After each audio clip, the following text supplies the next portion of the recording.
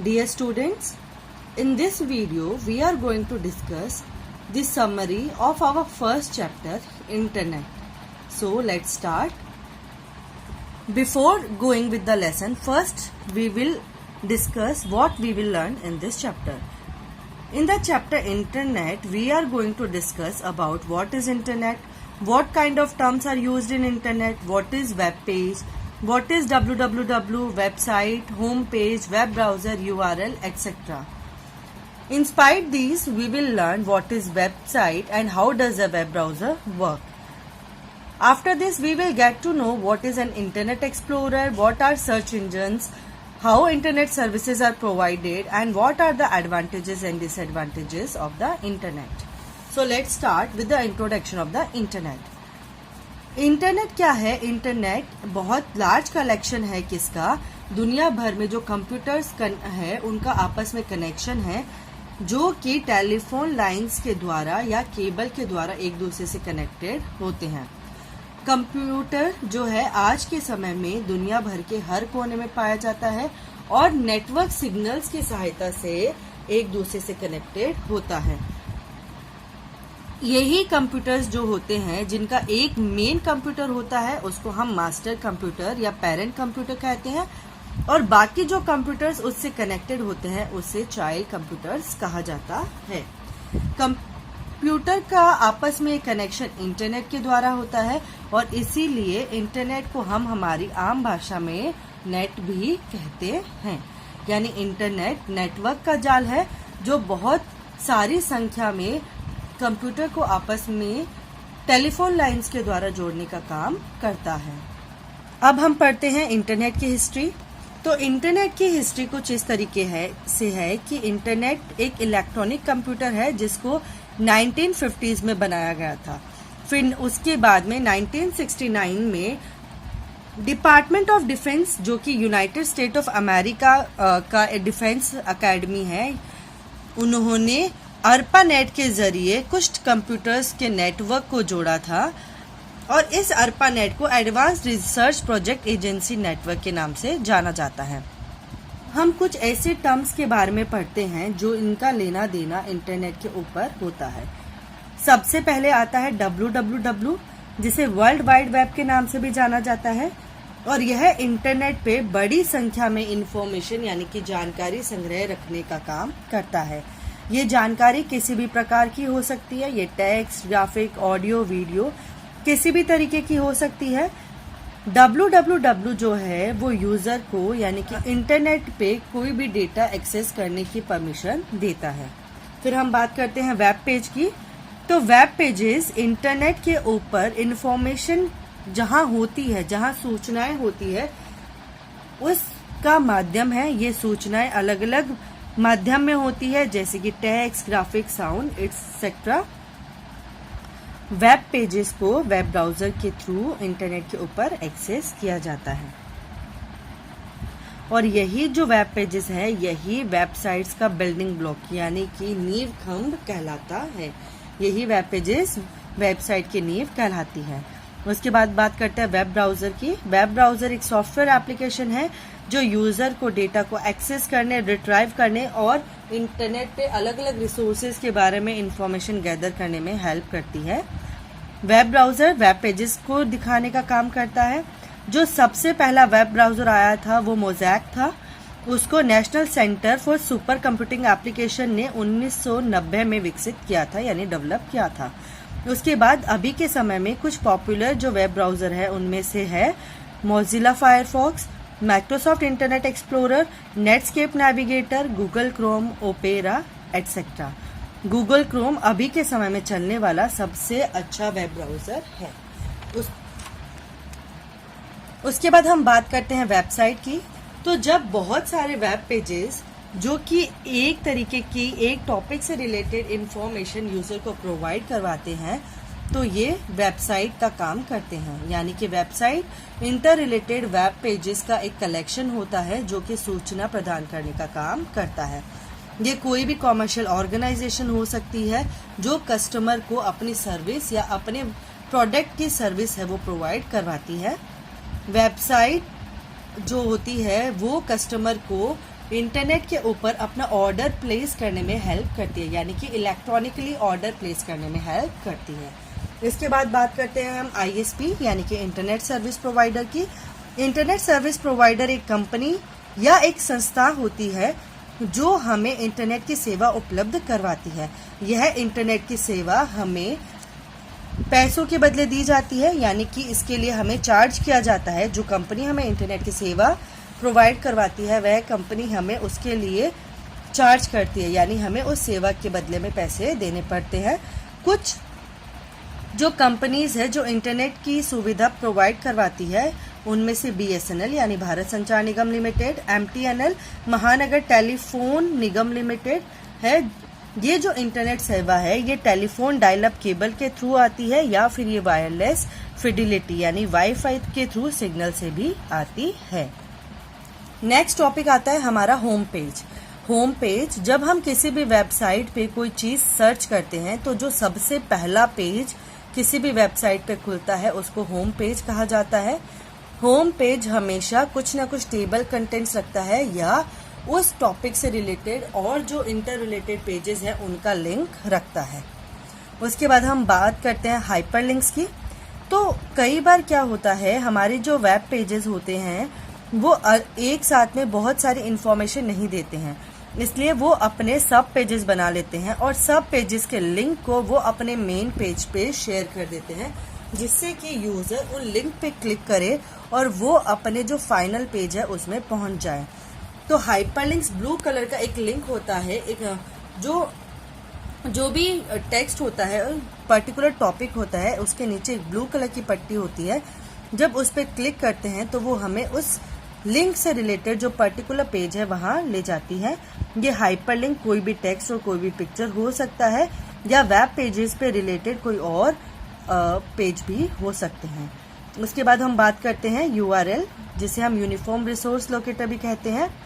URL web page का address या location बताने के लिए हमें काम में आता है, यानी कि हम किसी भी वेब पेज का या वेबसाइट का इंटरनेट के ऊपर एड्रेस या लोकेशन URL के थ्रू जान सकते हैं। हर एक वेबसाइट का अपना अपना अलग वेब पेज होता है, जैसे http://www.google.com गूगल का URL है। नेक्स्ट टॉपिक में हम बात करते हैं कि हम इंटरनेट पे कैसे कनेक्ट करते हैं या हमें किस किस चीज़ की ज़रूरत होती है इंटरनेट कनेक्टिविटी के लिए। तो सबसे पहले इंटरनेट को कनेक्ट करने के लिए हमें एक कंप्यूटर, एक इंटरनेट सर्विस प्रोवाइडर कंपनी की ज़रूरत होती है, एक मॉडेम चाहिए होता है, टेलीफोन लाइन और केबल, उसके बाद इंटरनेट एक्सेस करने वाले सॉफ्टवेयर चाहिए होते हैं। तो अब हम बात कर रहे हैं, हमारा जो नया टॉपिक है मॉडेम। मॉडेम का मतलब मॉड्यूलेटर डीमॉड्यूलेटर होता है। ये हमारे कंप्यूटर को टेलीफोन लाइन या केबल से जोड़ता है और ये कंप्यूटर को परमिट करता है इंटरनेट की सेवाएं प्राप्त करने के लिए। मॉडेम डिजिटल सिग्नल्स को एनालॉग सिग्नल्स में कन्वर्ट करने का काम करता है और इसी तरीके से एनालॉग सिग्नल्स को फिर से डिजिटल सिग्नल्स में काम करने में मदद करता है। मॉडेम दो तरीके के होते हैं, internal modem and external modem. Internal modem computer के अंदर ही एक फिक्स डिवाइस होती है और इसको डायल अप मॉडेम या वाईफाई मॉडेम के नाम से भी जाना जाता है। डायल अप मॉडेम जो होता है वो टेलीफोन लाइन के थ्रू इंटरनेट को एक्सेस करता है फोन नंबर से, यूजर नेम या पासवर्ड से, जिससे कि वो कनेक्शन एस्टेब्लिश कर सके। वाईफाई है, एक पॉपुलर टेक्नोलॉजी है जो इंटरनेट का जो एक्सेस है वो बिना टेलीफोन लाइंस के कराती है और ये क्या करती है, रेडियो वेव्स की मदद से इंटरनेट की सुविधा उपलब्ध कराती है। इस वाईफाई के थ्रू इंटरनेट एक्सेस करने के लिए हमारे पास डेटा कार्ड या USB इंटरफेस होना चाहिए। USB की फुल फॉर्म यूनिवर्सल सीरियल बस होती है। दूसरा आता है एक्सटर्नल मॉडेम। एक्सटर्नल मॉडेम को हमें कंप्यूटर के साथ बाहर ही दूसरी कंप्यूटर के पास में लगाना होता है अपने डेस्क पे।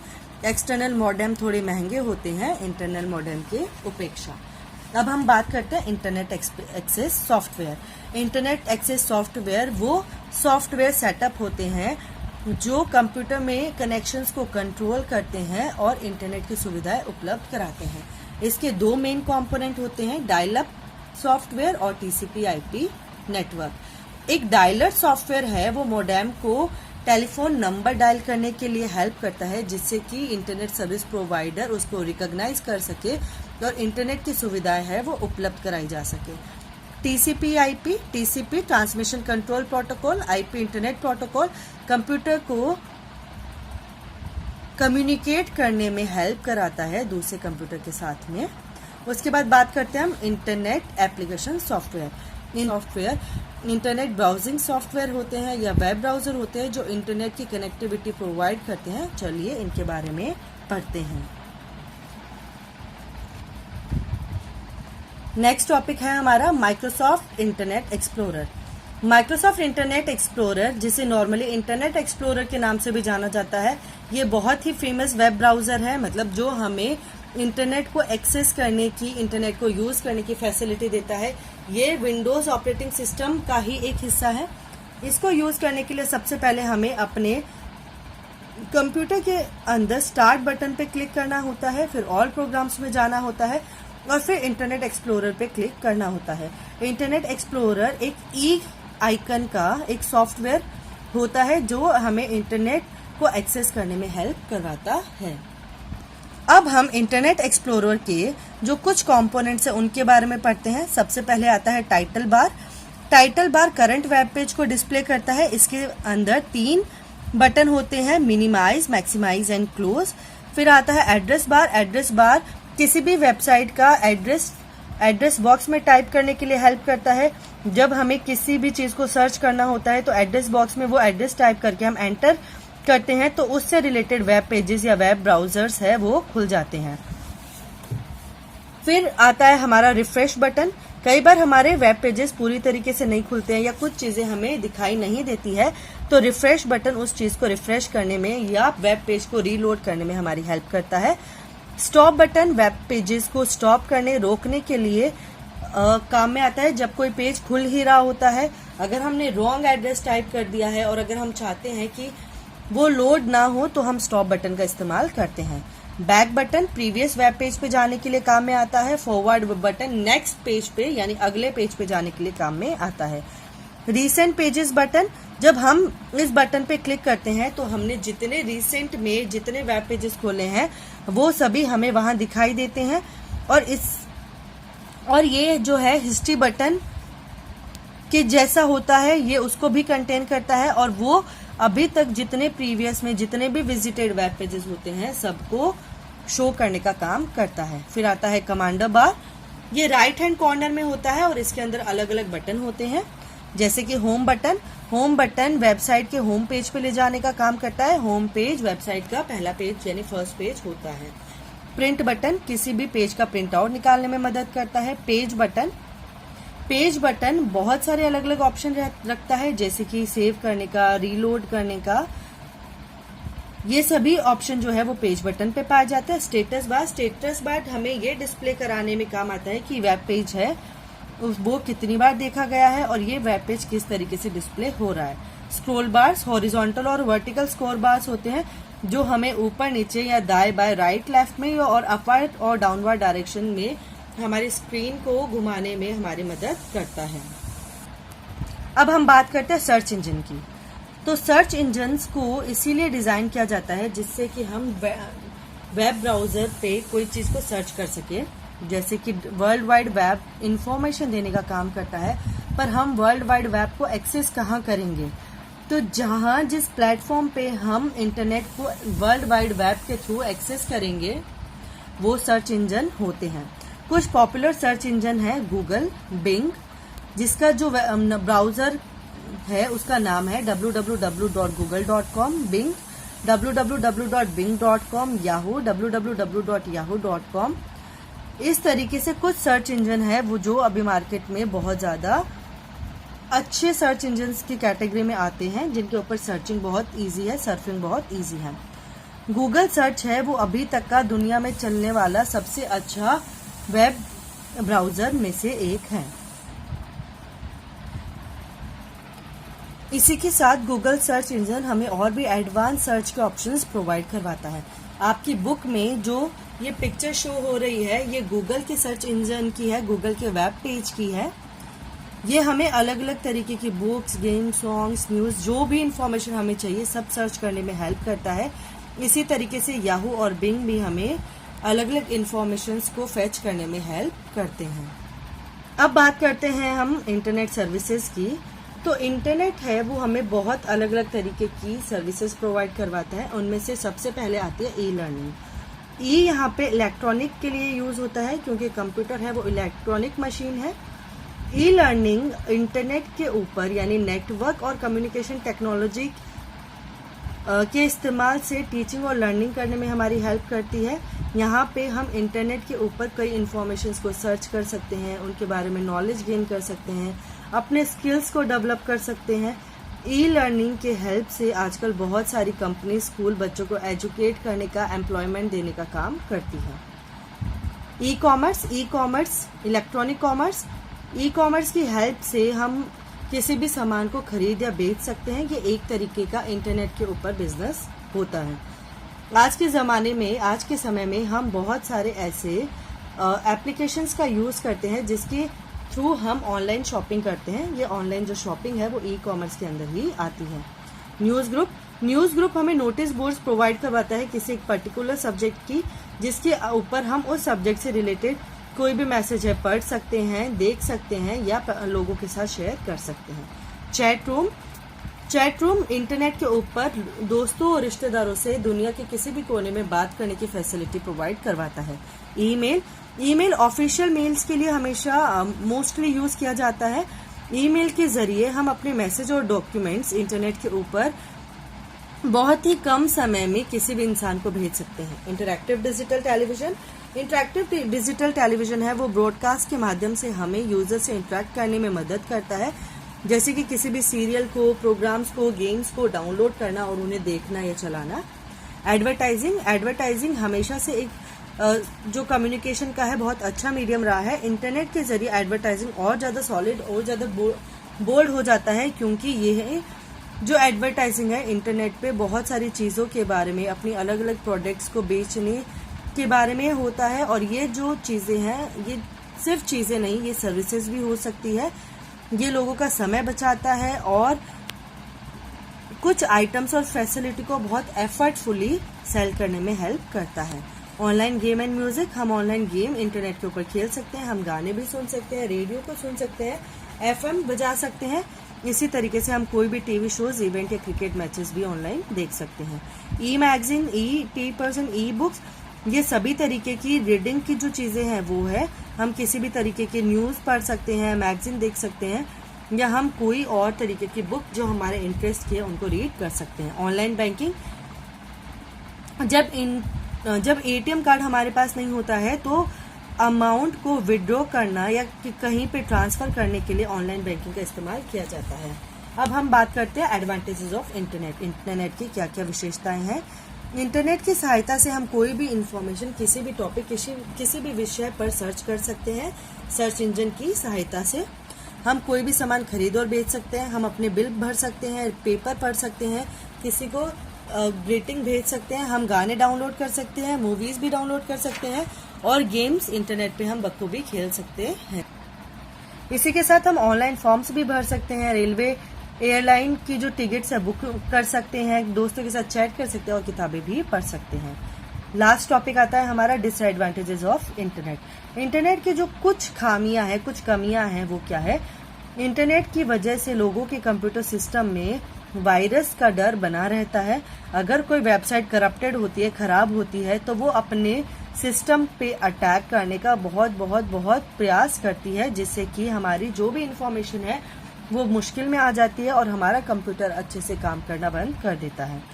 हैकिंग एक इलीगल प्रोसेस है जो किसी भी कंप्यूटर से उसका जो पर्सनल डेटा है उसको फेच करने में मदद करता है। हैकर्स वैसे तो गैर कानूनी है, पर फिर भी इंटरनेट पे हैकिंग बहुत ज्यादा हो जाती है। कितनी भी सिक्योरिटी हो, हैकिंग फिर भी इलीगल एक्सेस करके किसी का भी पर्सनल इंफॉर्मेशन है वो फेच करने में सक्षम होते हैं और जो हैकिंग करते हैं उन्हें हैकर्स कहा जाता है। इंटरनेट में कोई भी दिक्कत होने की वजह से हमारे जो पर्सनल इन्फॉर्मेशन है उसका नुकसान हो सकता है, और इंटरनेट का ज़्यादा या गलत इस्तेमाल करने से हमारे जो मानसिक स्थिति है उसमें भी कमी आ सकती है। इसी के साथ हमारा जो फर्स्ट चैप्टर है इंटरनेट, उसकी समरी पूरी होती है। उम्मीद करती हूँ कि आपको हमारा जो चैप्टर है वो समझ में आया होगा। Thank you.